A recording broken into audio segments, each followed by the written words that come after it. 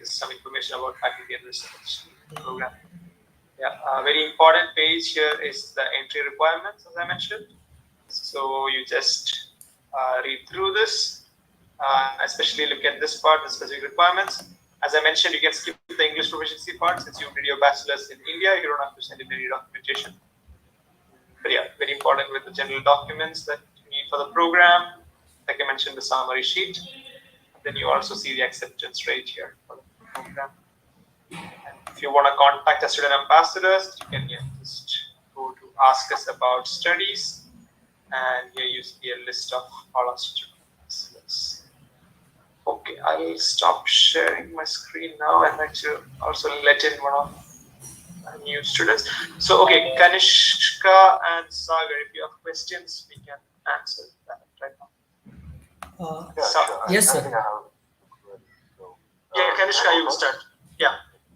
Yeah, so KTH is one of the places to study. So, and I just wanted to know if there's a language requirement, like you have to learn Swedish before. Is that the requirement which we take into consideration for the No, you don't have to learn Swedish to study here at KTH. So one minute.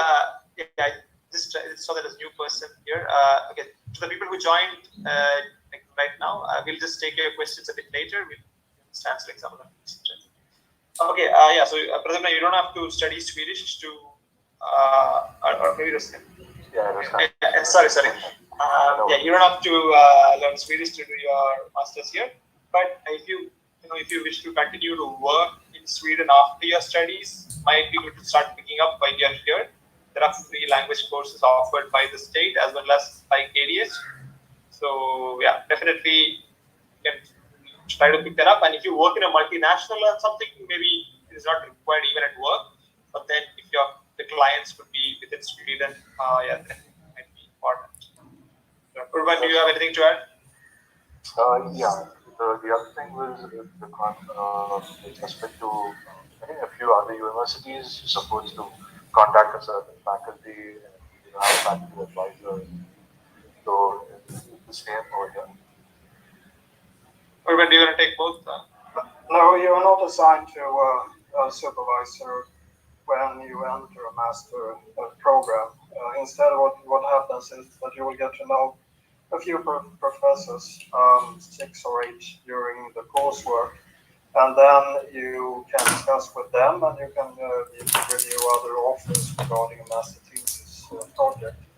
So there is no need to contact anyone specific before you come to KTH. You will have a program director who is in charge of the master program you're entering.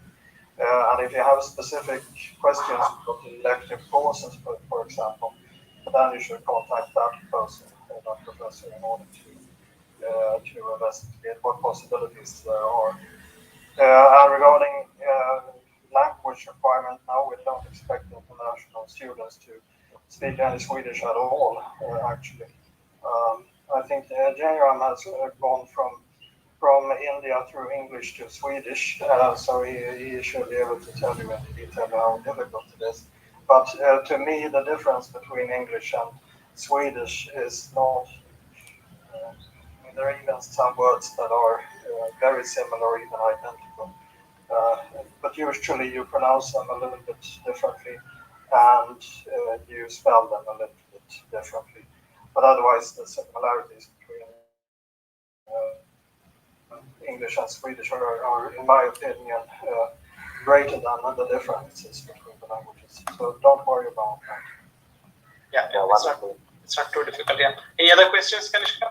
No, not at all. So I think these were